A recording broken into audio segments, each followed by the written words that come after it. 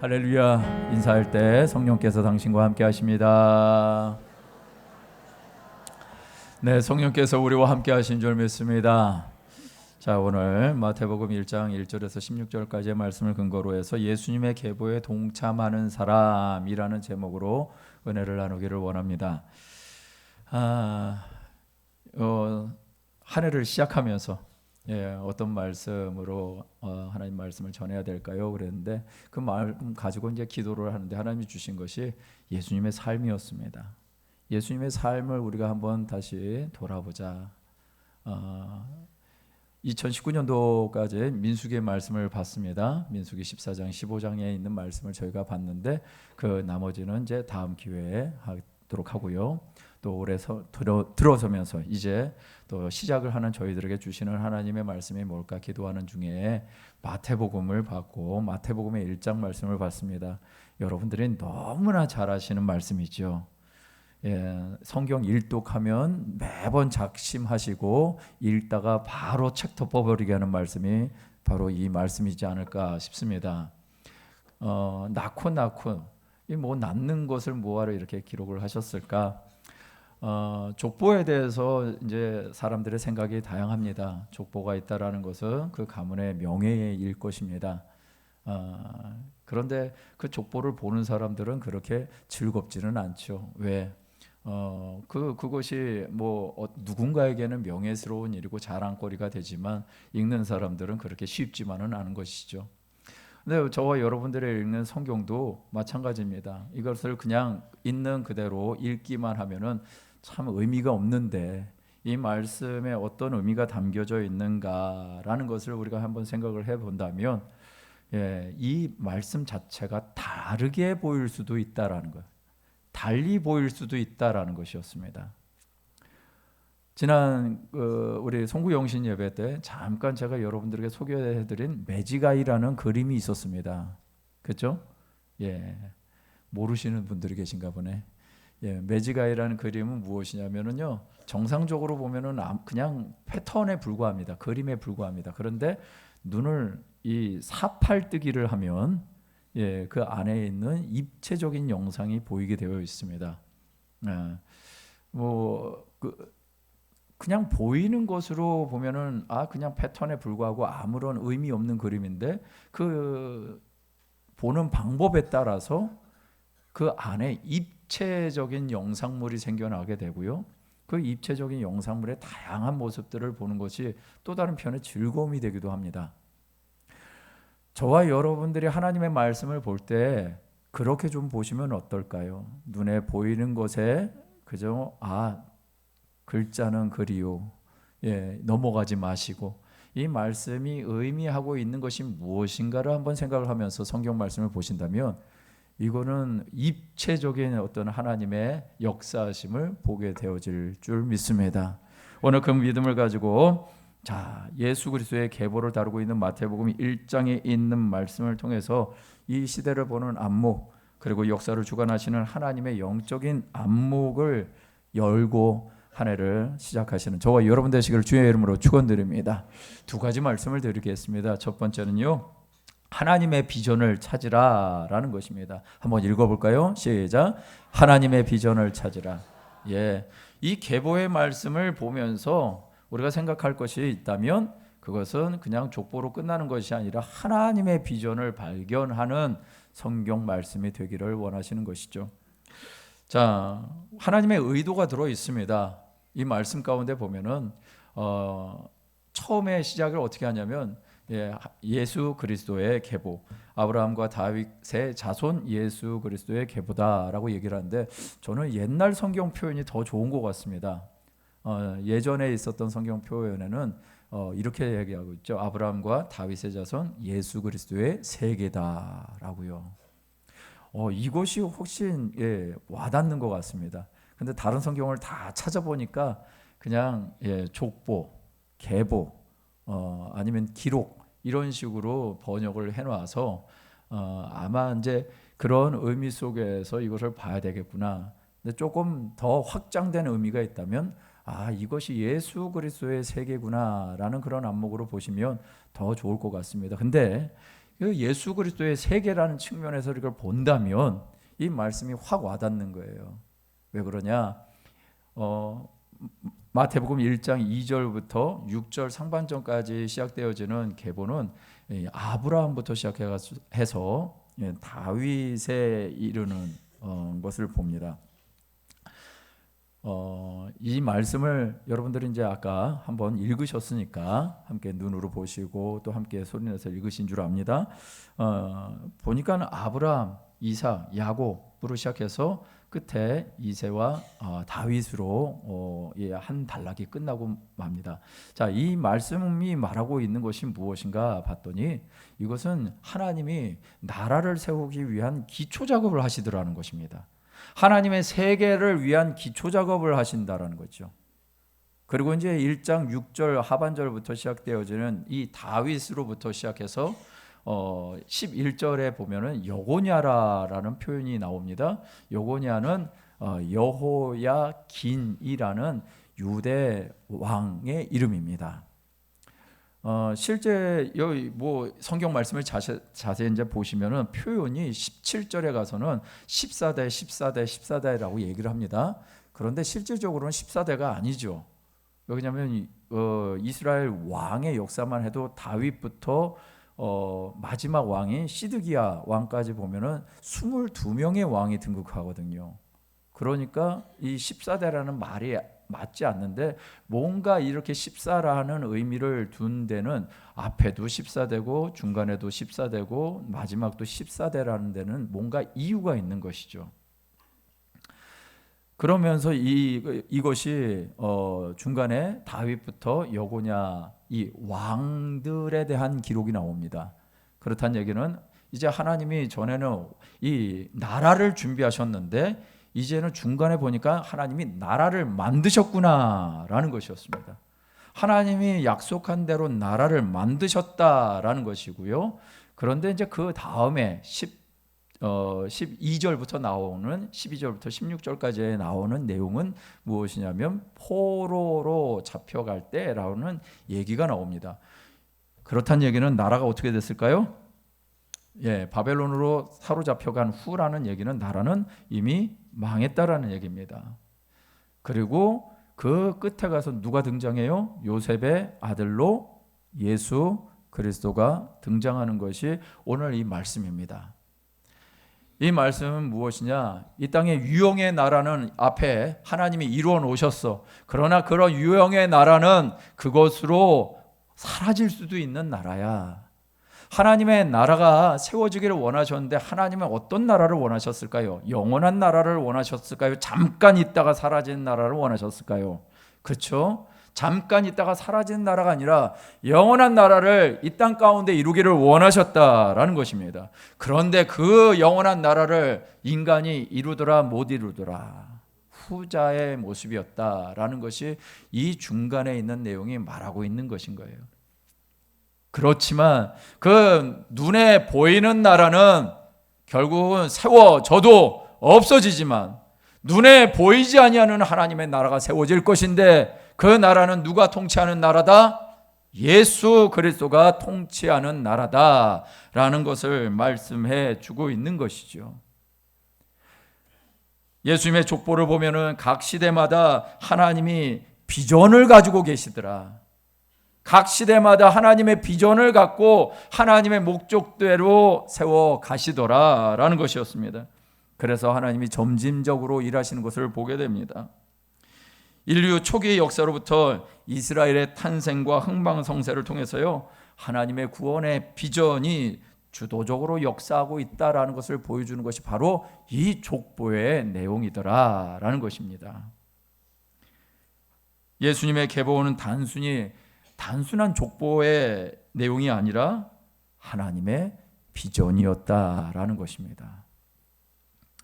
베드로서 1장 16절 말씀에 보니까요 이런 말씀이 있습니다. 사도 베드로가 기록한 하나님의 말씀입니다. 함께 읽어볼까요? 시작. 우리 주 예수 그리스도의 능력과 강림하심을 너희에게 알게 한 것이 교묘히 만든 이야기를 따른 것이 아니요 우리는 그의 크신 위엄을 친히 본 자라. 할렐루야. 사도 베드로가 말합니다. 예수 그리스도를 따라가는 무리들을 향해서 베드로가 얘기를 하는 것이 무엇입니까? 예수 그리스도의 능력과 강림하심은 이것이 교묘히 만든 이야기가 아니다. 이런 역사적인 어떤 족보의 내용을 기록한 것이 인간의 교묘함으로 만들어낸 것이 아니라 하나님의 주관하심, 하나님의 비전으로 말미암아 되어진 것이다. 하나님의 크신 위엄을 우리는 친히 본 자다 라고 얘기를 하고 있는 것입니다. 여러분, 저와 여러분들의 신앙생활하는 것 이런 것 아닐까요? 우리가 신앙생활을 한다는 것은요, 어떤 어려운 문제를 해결하기 위해서, 마음의 평안을 얻기 위해서 있는 것이 아니라 저와 여러분들의 신앙생활하는 것은 하나님의 비전을 함께 보는 것입니다. 할렐루야. 예. 하나님이 꿈꾸시는 것, 하나님이 역사에 어떻게 주관하시는지, 하나님의 일들이 어떻게 일어나는지, 그래서 그 하나님의 일의 끝이 무엇인지 알기를 원하는 것이죠. 여러분, 하나님의 일의 끝은 오늘 성경 말씀대로라면 무엇으로 끝나죠? 예수 그리스도로 끝난다라는 사실입니다. 예수 그리스도로 끝나는 것입니다. 저와 여러분들의 삶은 바로 예수 그리스도로 결론 내는 것이 하나님이 저와 여러분들을 보시는 비전인 것입니다. 예수 그리스도로 결론 나지 아니하면 우리는 자칫 잘못하면 우리의 어떤 우월감이나 우리의 뭔가 자랑을 위해서 살게 되어 있습니다. 그러면서 하나님의 비전이 아니라 나의 비전을 위해서 세상을 이용하고 하나님을 이용하고 사람들을 이용하게 되어 있습니다. 우리의 비전의 끝은 예수 그리스도여야만 하는 것이죠. 하나님이 그렇게 제시해 주신 이 족보 안에, 이 계보 안에 하나님의 비전이 들어있다면 우리도 이런 비전을 품고 살아가야 되는 것이 맞을 것입니다. 모세도요, 이스라엘 백성들을 향하여 하나님의 비전과도 같은 말씀을 한 것이 있습니다. 신명기 33장 29절 말씀인데요, 이 말씀도 한번 같이 읽어볼까요? 시작. 이스라엘이여, 너는 행복한 사람이로다. 야훼의 구원을 너같이 얻은 백성이 누구냐? 그는 너를 돕는 방패시요 내 영광의 칼이시로다. 내 대적이 내게 복종하리니 내가 그들의 높은 곳을 밟으리로다. 할렐루야. 예, 모세가요 이스라엘 백성들을 향하여 하나님의 마음을 대언합니다. 뭐라고요? 이스라엘이여, 너희는 행복한 사람이다. 하나님의 백성으로 인침받은 자들, 하나님이 나의 아버지라고, 하나님이 나의 구원자이시라고, 예수 그리스도의 이름으로 말미암아 내가 구원을 받았다라고 성령의 권능으로 살아가는 자들이라고 말하는 사람들은 어떻게 고백한다? 행복한 사람이다. 나는 행복한 사람이다 라고 고백하게 되어 있다는 것입니다. 여러분, 이것이 예수 믿는 사람들의 비전입니다. 왜 행복한 사람이 되어져야 될까요?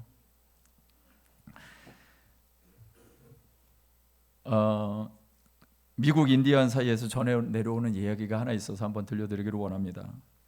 여러분이 잘 아는 아파치족이라고 있죠, 인디언 중에. 근데 이 아파치족의 추장이 이 후임자를 뽑기 위해서 최종적으로 3사람을 뽑았습니다. 그리고 마지막 테스트에 들어갑니다. 추장이 얘기하는 것은 이것이었습니다. 3사람에게 저 높은 산이 있는데 그 높은 산에 올라갔다 오라고 말한 것입니다. 3사람이 아니 산에 올라갔다 오라고 하니까 올라갔다 오는데, 올라갔다 오면서 나름대로 독특한 일을 합니다. 첫 번째 사람은 산에 올라가 정상 꼭대기에서 괜찮아 보이는 돌을 하나 가지고 내려옵니다. 뭔가 이제 증명거리가 되고 싶었나 봅니다. 그리고 두 번째 사람은 거기에서 그냥 풀을 좀 뽑아가지고 왔습니다. 그리고 세 번째 사람은 아무것도 안 가져왔습니다. 그래서 추장이 물었습니다. 첫 번째 사람이 첫 번째 사람이 뭔가를 가져왔는데 너는 왜 아무것도 안 가져왔냐? 그러니까 그 사람이 이렇게 얘기하는 거예요. 우리는 저 산으로 이주해야만 합니다. 산 정상에서 살펴보니까 거기에 넓은 농토가 보이더라고요. 그리고 강이 있었고 거기에 살기가 좋았습니다. 우리는 저곳으로 가야 합니다 라고요.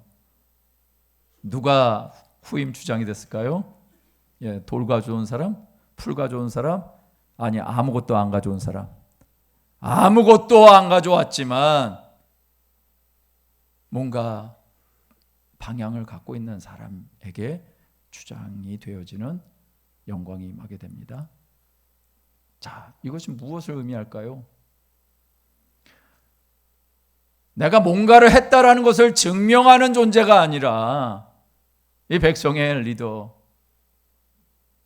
이 백성의 리더는 뭔가를 증명하는 것이 아니라 뭔가를 방향을 제시하시는 것, 방향을 제시할 줄 아는 것, 이것이 리더가 해야 될 일이다라는 것이었던 것이죠. 그런데 이 사람이 어떤 마음으로 이렇게 했을까요? 자기가 추장되기 위해서 그렇게 했을까요? 아니면 백성들에게 살 길을 제공하는 것이 목적이었을까요? 그렇죠, 후자이죠. 추장이 되는 것이 목적이 아니라 이 사람들에게 살 길을, 내가 추장이 되지 않다 하더라도 이 사람들에게, 내 동족에게 살 길을 제공하는 것이 무엇인가를 생각을 해본 사람, 이런 사람이 하나님의 이런 사람이야말로 꿈을 갖고 있는 사람이고 비전의 사람 아닐까요? 여러분, 하나님은 이 족보를 기록한 것을 통해서 그저 족보를 기록했다라는 것을 만족하는 것이 아니라 이 족보 안에 하나님의 꿈이 담겨져 있더란 말이죠. 온 인류를 살릴 수 있는 방향, 온 인류를 살릴 수 있는 방법이 무엇인가 들어있는 것이 바로 이 족보 안에 있더라라는 것이었습니다. 저와 여러분들이 하나님의 말씀을 대할 때 어떻게 읽으실까요? 그 하나님의 말씀 안에 있는 그 족보 가운데, 그 계보 가운데 정말 예수님을 만나게 되시길 주님의 이름으로 축원드립니다. 그 족보의 결론, 계보의 결론이 바로 예수 그리스도였다라는 사실을 안다면 우리의 삶은 어떻게 되어야 될까요? 주님을 만나는 것이었고, 그리고 그 주님을 만난 이후의 삶을 어떻게 하나님이 이끌어 가실 것인가 기대하며 살아가는 것, 그것이 저와 여러분들이 살아가는 방식인 줄 믿습니다. 저에게는 비전이 있습니다. 어떤 비전일까요? 제 마음 가운데 비전은 한 가지입니다. 하나님이 기뻐하시는 교회가 되어지는데 나를 사용해 달라고. 여러분, 하나님이 기뻐하지 않는데 교회가 잘 될 수 있다고 말씀드렸죠? 하나님이 기뻐하지 않아도 어마어마한 건물들을 지을 수 있고 자랑할 만한 것이 있을 수 있고 사람들 많이 올 수도 있습니다. 진짜 주님이 오시는 날에 하나님이 기뻐하시는 교회가 되고 하나님이 기뻐하는 목회자들이 되고 하나님이 기뻐하시는 성도들이 된다면 여러분, 이것이야말로 진짜 하나님이 원하시는 것 아닐까요? 마음의 중심을 아시는 하나님이 그 하나님의 기쁨으로 나가기를 원하는 사람들의 공동체, 그것이야말로 하나님이 기뻐하시고 받으실 만한 비전과 같은 일 아닐까요? 하나님이 기뻐하시려면 한 가지죠. 하나님을 사랑하는 자들의 모임이 되면 되죠. 하나님을 사랑하는 자들의 모임. 사람을 사랑하는 자들의 모임은 두 번째예요. 그게 교제라는 것 아니겠습니까? 하나님을 먼저 사랑해야 되는데 하나님보다 사람을 사랑하게 되면 그것이야말로 인간적인 모임이 되어진 것이. 하나님을 사랑하는 것이 분명하면 그 사랑으로 사람들을 사랑하게 되어 있습니다. 하나님을 사랑하는 것이 분명하지 않으면 다른 사람들을 이용하게 되어 있습니다. 근데 하나님을 정말 사랑하면요, 사람도 사랑하게 되어 있어요. 그런 교회, 하나님이 그것이 저만의 생각이 아니고 저만의 비전이 아니라 우리 모두의 비전이 되게 하게 하신 줄 믿습니다. 진정한 비전의 대상은요, 예수 그리스도이십니다. 예수 그리스도를 만나시고 예수 그리스도와 함께 살기를 결단하고 동의하시는 저와 여러분 되시기를 주님의 이름으로 축원드립니다. 두 번째는요, 하나님의 미션을 찾으라라는 것입니다. 한번 읽어볼까요? 시작. 하나님의 미션을 찾으라. 이제 하나님의 비전을 향해서 우리가 살아가기로 결단한다면 그 다음에 이루어져야 될 삶은 하나님의 미션을 찾는 것입니다. 사명에 대한 얘기죠. 마태복음의 계보는 남성 이름 중심으로 되어 있습니다. 그렇죠? 계속 남성들의 이름으로 해서 예수 그리스도까지 나왔습니다. 그런데 그 계보 안에 그 아내의 이름이 기록이 안 돼 있는데, 근데 유독 몇몇 사람들의 아내의 이름이 기록이 되어 있습니다. 마태복음 1장 3절에 보니까는 유다는 다말에게서 베레스와 세라를 낳았다라는 얘기가 있고요. 1장 5절에는 살몬은 라합에게서 보아스를 낳고 보아스는 룻에게서 오벳을 낳았다라고 얘기를 합니다. 그리고 마태복음 1장 6절에는 이새의 아들이 나오는데 누구요? 다윗이에요. 근데 다윗이 솔로몬을 낳는데 누구를 통해서? 우리아의 아내를 통해서 낳았다라고 얘기를 하고 있습니다. 자, 여인들이 등장하는 걸 이렇게 보면 뭔가 이유가 있는 거죠. 다른 여인들의 이름이 안 나왔는데 이 여인들에 대한 이름만 나옵니다. 근데 이 여인들이 당시에 어떤 문화적인 계보로 보면 나올 수 있을 만한 이유가 그다지 없어 보입니다. 특별히 오늘 1장 3절에 있는 그 유다와 함께 기록된 다말에 대해서 좀 살펴보기를 원합니다. 여러분, 유다는 원래 세 아들이 있었습니다. 세 아들이 있었는데 이름이 장자 엘이고 차자 오난, 그리고 막내 셀라라는 아들이 세 아들이 있었습니다. 근데 좀 전에 저와 여러분들이 본 것처럼 예수의 계보 안에 이 세 명의 아들 이름이 있습니까, 없습니까? 예, 분명히 유다가 다말에게서 베레스와 누구죠? 세라를 낳았다라고 얘기를 합니다. 그러면서 그 계보가 베레스로 흘러갑니다. 근데 분명 유다에게는 세 아들이 있었는데 그 세 아들이 없습니다. 이 상황이 어떤 상황인가 한번 보니까 창세기 38장 1절에서 7절까지에는 그 상황에 대해서 얘기를 합니다.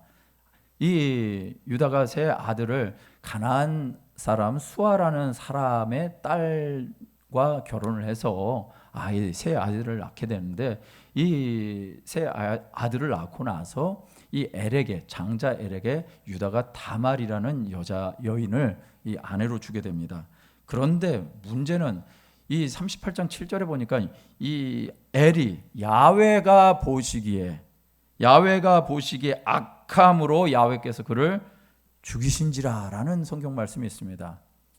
이것에 대해서 구체적으로 어떤 악을 저질렀는지에 대한 얘기는 안 나옵니다. 그런데 추측할 수 있는 것은 하나, 이 어머니가 가나안 사람 수아의 딸이다라는 얘기가 있습니다. 그렇다는 얘기는 하나님의 원래 택한 가문 안에서 이 자녀를 결혼을 한 것이 아니라 가나안 사람의 여인과 함께 결혼을 했다라는 것을 통해서 그 여인이 하나님을 경외했을까요? 경외하지 않았을까요? 하나님을 믿는 게 아니라 그가 늘 믿고 있던 우상을 숭배했을 가능성이 있습니다. 그렇다는 얘기는 우상 숭배를 하면서 신앙생활을 그 가족을 꾸렸다면 이 안에 엘이 한 행동이 예상이 되는 거예요. 그래서 하나님을 대적하는 일들을 행했던 것으로 사료가 됩니다. 그래서 이 장자가 침을 당하고 이 아내 다말은 과부가 된 거죠. 근데 이스라엘 문화 가운데, 그리고 이 당시에는 이 장자 문화가 굉장히 강했습니다. 그래서 이 장자가 죽게 되면 그 아내를, 그 아들들, 형제들이 만약에 대를 물려줄 사람이 있으면 그 형수를 취해서 대를 이어가게 하는 것, 그런 문화가 있었습니다. 그래서 차자가 유다의 명을 받아서 그 일을 하게 되는데, 성경 말씀에 보니까 38장 9절에서 10절 말씀에 보니까 뭐라고 나오냐면요, 이렇게 나옵니다. 오난이 그 씨가 자기 것이 되지 않은 줄을 알므로 형수에게 들어갔을 때 그의 형에게 씨를 주지 아니하려고 땅에 설정했다라고요. 한마디로 말해서 자식을 낳지 못하겠다라는 거예요. 여러분, 아버지 유다 말에 순종하는 척 했지만 실상 그 형수에게 아들을 주고 싶지 않았던 것입니다. 여러분, 장자가 죽었습니다. 그러면 그 아버지 재산은 누구 거예요? 그 다음 찾아야 할 것 아니겠습니까? 그런데 갑자기 형수가 자기 때문에 아들을 낳고 그 장자의 축복이 그쪽으로 가면 그것을 원할까요? 저 말씀대로라면 그 씨가 누구의 것이 안 돼요? 자기 것이 안 되니까, 자기 것이 안 되니까 그렇게 악한 일을 행한 거예요. 결국 그것 때문에 야훼가 보십니다. 여러분, 하나님이 보신다라는 것을 여러분 명심하시길 바랍니다. 여러분, 하나님은 우리를 사랑하십니다. 하나님 우리를 사랑하셔요. 우리가 죄악 가운데 거하지 않기를 원하셔요. 네, 의도적으로 우리는 하나님을 떠나고 죄악을 범할 때가 있습니다. 오늘 이 상황이 바로 그렇습니다. 그렇게 하나님 앞에 의도적으로 죄악을 범하는 자들에 향해서 오늘 하나님이 그렇게 책망하시는 거예요. 자, 그렇다면 이제 마지막 막내가 남았습니다. 막내를 유다가 주면 될 거 아니겠습니까? 그런데 유다의 마음 가운데 무엇이냐면 막내까지 줬다가 막내도 요절하면 어떻게 하냐. 그런 마음이 들어서 이 다말이라는 여인을 그의 아버지 집으로 보내버립니다. 그런데 시간이 지나도 아무런 소식이 없습니다. 그러다가 유다가 자기의 아내가 그 즈음에 죽게 됩니다. 그래서 첫째도 죽고 둘째도 죽고 자기 아내도 죽고 막내 하나 남아 있고 그게 전부인 거예요. 근데 그런 상황에서 이 양털을 이렇게 매매를 하려고 그랬는지 딥나라는 곳에 갔다가 거기에서 이제 매매를 하기 위해서 잠시 머물러 있다라는 것을 이 다말이라고 하는 여인이 듣게 됩니다. 그래서 자기가 과부의 옷을 벗고 그리고 옷을 갈아입게 됩니다. 얼굴을 가리우게 되고요. 그리고 그 여인이 길거리에 서 있다라고 얘기를 합니다. 어떤 옷을 입었는지는 모르겠습니다. 예. 근데 길거리에 있는 여인이다. 어떤 느낌이 드시나요? 예, 이해가 되시죠? 혼자가 되어 있던 이 유다가 그 길거리에 있는 여인을 향해서 손을 내밀고 들어갑니다. 뭔 대가를 지불하라고 할 것 아니겠습니까? 그랬더니 내가 양새끼를 내가 너희에게 줄 거야 라고 했는데 아니 그거 주지 말고 당신의 도장과 당신의 끈과 당신의 지팡이를 주십시오 라고 합니다. 그렇게 해서 끝난 줄 알았는데 이 여인이 임신을 해버리게 됩니다. 여러분 이제 돌아갔습니다. 근데 이게 유다가 자기가 맡겨놓은 도장이 있으니까 그거 찾아와야 될 거 아니에요. 그래서 자기가 친한 친구를 보내서 그 여인을 찾으러 갔는데 가서 여인을 찾을 때 이 마을에 창녀가 있냐고 얘기를 하니까 마을 사람들이 창녀 없다고 우리 마을에 창녀 없다고 그런 거예요. 그러니까 이게 이게 무슨 조화냐 싶어서 찝찝한 마음으로 있는데 웬걸 주변에서 말이 들려오기 시작합니다. 당신의 며느리가 입덧을 하는 것 같다고? 당신의 며느리가 배가 불러오는 것 같다고? 그러면서 주변에서 말하기 시작합니다. 그런 말이 들려오니까 유다가 내린 결론은 무엇이냐? 그 다말을 데리고 와. 끌고 와서 불살라 버려라라고 얘기를 합니다. 여러분, 그 당시에는 이게 그런 종류의 일이었나 봅니다. 근데 불사름을 당해도 마땅한 일을 한 거예요.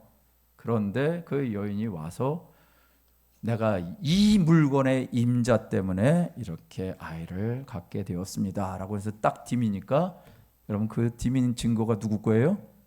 유다 거였어요. 여러분 그 유다가 그 순간에 어떤 마음이 있었을까요? 자기가 스스로 부끄러운 짓을 했다라는 생각을 했을까요? 못했을까요? 예, 안 할 수도 있지 않았을까요? 내가 어떤 존재인데 내가 사람들 앞에 그렇게 보여? 2020년도에 대한 트렌드를 조사하는데 김난도 교수님이라는 서울대 교수님이 책을 이렇게 매년 씁니다. 그래서 트렌드 코리아라는 책을 쓰는데 그 책의 표지에 보니까요, 이런 말이 써 있었어요. 가면 뒤에 감춰진 현대인의 진짜 욕망을 찾다라고요. 가면 뒤에 감춰진 현대인들의 진짜 욕망을 찾는 것이 이 시대의 트렌드를 따라가는 거다. 그런 얘기를 하는 거예요. 유다 그렇게 살 수 있었습니다. 자기 부끄러움을 감추고 살 수 있었는데, 유다가 위대한 것이 무엇이냐면, 유다가 어떻게 하나님 예수 그리스도의 계보에 들어갔을까? 그 상황에서 자기의 권세를 가지고 며느리를 죽인 게 아니라 자기의 가면을 벗고 하나님 앞에 인정하고 사람 앞에 인정하고 자기 며느리 앞에서도 인정했다. 그래서 뭐라고 그러냐면요, 그는 나보다 옳도다라고요. 그는 나보다 옳아. 그렇게 해서 계보가 이어진 것입니다. 여러분, 이 여인, 진짜 이 여인의 입장에서도 보면 이렇게까지 해야 될까요? 이렇게까지 할 필요가 뭐가 있을까요? 남편 죽었으면 새로 시집을 가든가 뭔가를 좀 다르게 알콩달콩하게 살 수 있는 방법도 있었어야 되지 않을까요? 지금 이런 상황이라면 어차피 내 남편 되는 사람은 아무도 없잖아요. 고작 만약에 잘 된들 자식 하나 얻는 게 단데 그 자식 하나 얻겠다고 이렇게 하는 것이 이 여인에게 있어서 행복했을까요? 그런데 이 여인이 그걸 선택한 거예요. 이 여인이 이 안에 뭔가 하나님이 행하실 일들이 있음을 믿고 따라간 거예요. 이 여인에게 있어서는 이게 그냥 단순히 내가 결혼했다라고 끝난 것이 아니라 내가 이 가문에 뭔가 믿음의 후손을 만들어야 되는 것이 사명이다 라는 생각을 갖고 갔던 것입니다. 그래서 이 여인이 이 안에 기록이 되어 있는 거예요. 참으로 희한하게도 이 여인뿐만 아니라 기록되어진 사람들이 정말 우리가 생각하기에 괜찮아 보이는 사람, 괜찮아 보이는 여인들이 아니에요. 왜? 여기 나오는 다말도 그렇고, 그리고 살몬의 아내라고 하는 라합이라는 여인은 여리고 정복 전쟁 때 기생이었던 여인이에요. 정탐꾼을 숨겨줬던 여인이에요. 정탐꾼을 숨겨준 것은 참 잘한 일인지는 모르겠어요, 이스라엘 편에. 그런데 여리고성에 기생으로 있었던 여인을 아내로 삼았는데 그 아내가 낳은 자식이 예수님의 계보에 들어있어요. 그리고 또 그가 낳은 보아스라는 사람, 그 사람에게는 룻이라는 여인인데 이 여인은 또 이방 여인이에요. 여기도 역시 자기 남편이 죽고 나서 이 보아스라는 사람에 의해서 이 역시 그 계대 제도에 의해서 구제를 받은 여인이었습니다. 다윗은요, 어떤 아내요? 다윗, 아까 저와 여러분들이 다윗의 아내 이름을 기록해 있었나요? 이름이 없었어요. 이름은 없고 뭐라고 기억했죠? 다윗은 누구의 아내? 다윗의 아내? 우리아의 아내라고 얘기를 합니다. 무슨 얘기예요? 지금 남의 아내예요. 여러분, 이런 기록을, 이런 족보를 정말 남기고 싶을까요? 여러분, 이런 족보를 우리가 생각한다면 이거는 교회 안에서는 있을 수도 없는 일이야 라고 하면서 그렇게 할 수 있는데, 왜 하나님은 이렇게 뭔가 비난받을 만한 족보를 기록을 해 놓으셨을까요? 이들의 삶이 정말 하나님 앞에 믿음으로 나가지 아니하면, 하나님을 붙잡는 것이 분명하지 아니하면 안 되어지는 사람들인 거예요. 그런데 그런 사람들을 통해서 하나님의 구원을 이루어가는 계보를 만들어 가시더라라는 것이죠. 여러분, 이 말씀을 통해서 우리가 가져야 될 것 바로 이것입니다. 우리는 사명 있는 존재입니다. 그래서 이 미션을 갖고 있는 존재이기에 우리는 우리 삶을 마음대로 살아가는 것이 아니라 정말 하나님의 목적을 위해서 살아가기로 결단하는 것이 저와 여러분 성도 되어진 우리 모두의 삶인 것입니다. 내가 어저께 있었던 일을 말씀을 드리고 말씀 마치고자 합니다. 어저께 어저께 결혼식도 있었고 우리 청년 모임도 있었고 그래서 기도회도 있고 그러다 보니까 일정이 늦게 끝났어요. 근데 전화 한 통화가 왔어요. 전화를 딱 받았는데, 목사님, 그래도 그러더니 저 내일 교회 갈랍니다. 막 그러시는 거예요. 네, 저 내일 교회 가요. 그래서 여러분들에게는 별로 이렇게 은혜가 안 되시는 얘기인지 모르겠지만 저는 그 순간 굉장히 은혜가 됐어요. 왜 그러냐? 그분이 교회에 못 나오신 지 한 3개월 정도 되셨어요. 못 나오신 이유는 고관절이 부러지셨어요. 여러분, 고관절이 부러졌다라는 얘기는 더더군다나 연세가 있으신 분들에게 고관절이 부러졌다는 것은 그건 아주 위험한 상황이죠. 그래서 운신을 못하게 되고 고통이 너무 심하시니까 운신을 못하다가 결국 욕창이라든가 또 합병증이 생겨가지고 굉장히 위험스러운 상황인 것이죠. 그런 분이 지금 교회에 나오신대요. 여러분, 그분이 어떤 마음으로 살았길래 이렇게까지 회복이 되셨을까요? 이유는 한 가지예요. 교회 가고 싶어요. 교회 가고 싶어요. 교회 가서 하나님의 말씀 듣고 싶고 교회 가서 봉사하고 싶어요. 그게 그분의 마음이었어요. 그 마음 하나 때문에 이 재활 훈련하는데 얼마나 고통스러운지 눈물을 뚝뚝 흘리면서 걸어 다니는 것 자체가 어려우니까, 발을 드는 것 자체가 어려우니까 버스를 타고 오고 싶은데 버스 탈 자신이 없는 거예요. 그러니 자기의 삶의 자리에서 그걸 훈련을 하는 거예요. 안 되어지는 것을 훈련해 가면서 그렇게 해서 결국 이제 올해부터 나와요 라고 하면서 저한테 전화를 주신 거예요.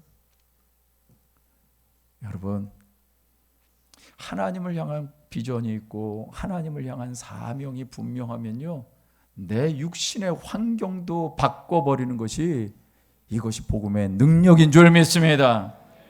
저와 여러분들이 오늘 이 밤에 죄송합니다. 제가 갑자기 부흥회가 생각이 나가지고 저와 여러분들이 오늘 이 성찬 예배를 드리시는 이 순간에 정말 복음이 능력이 되시기를 주님의 이름으로 축원드립니다. 정말 복음은 능력입니다. 복음은 그저 이 세상 사람들이 말하는 뻥이 아닙니다. 복음은 실제이고요. 복음은 능력입니다. 복음은 우리의 삶의 비전을 제시하고 복음은 우리의 삶의 사명을 제시합니다. 그리고 그 복음은 우리의 삶을 하나님의 나라의 동역자로 만들어 가십니다. 할렐루야! 오늘 그 하나님의 나라의 동역자가 되시기를 주님의 이름으로 축원드립니다.